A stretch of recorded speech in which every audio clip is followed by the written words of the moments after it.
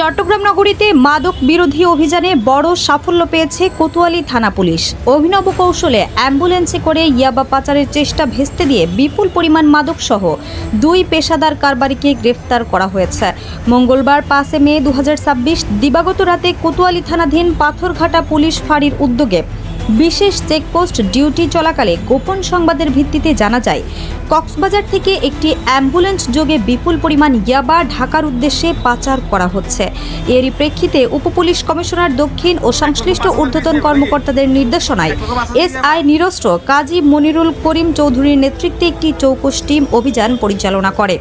রাত 11:45 দিকে নতুন ব্রিজঘাট সংলগ্ন মেরিনার্স রোড এলাকায় চেকপোস্ট বসিয়ে বিভিন্ন অ্যাম্বুলেন্স তল্লাশি করা হয়। এ সময় কক্সবাজার দিক থেকে আসা একটি সন্দেহজনক অ্যাম্বুলেন্সকে থামার সংকেত দিলে সেটি হঠাৎ ইউটার্ন নিয়ে পালানোর চেষ্টা করে। তাৎক্ষণিক ধাওয়া করে পাথরঘাটা ব্রিকফিল্ড রোডের কালভার্ট এলাকায় গাড়িটি আটক করা হয়। অ্যাম্বুলেন্সে থাকা 2 ব্যক্তি পালানোর চেষ্টা করলে পুলিশ তাদের গ্রেফতার করে।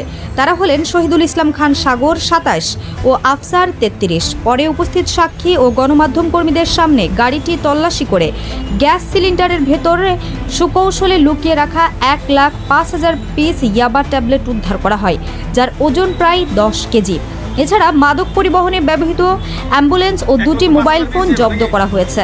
এই ঘটনায় গ্রেফতারকৃতদের বিরুদ্ধে মাদকদ্রব্য নিয়ন্ত্রণ আইন 2018 অনুযায়ী কোতোয়ালি থানায় মামলা দায়ের করা হয়েছে। পুলিশ জানায় মাদকের বিরুদ্ধে এমন অভিযান অব্যাহত থাকবে এবং যে কোনো কৌশলে পাচারের চেষ্টা কঠোরভাবে দমন করা হবে। HM Expert B500 CWR স্বাধীনতার সুবর্ণ জয়ন্তীতে নতুন বাংলাদেশ গড়ার প্রত্যয় HM Steel।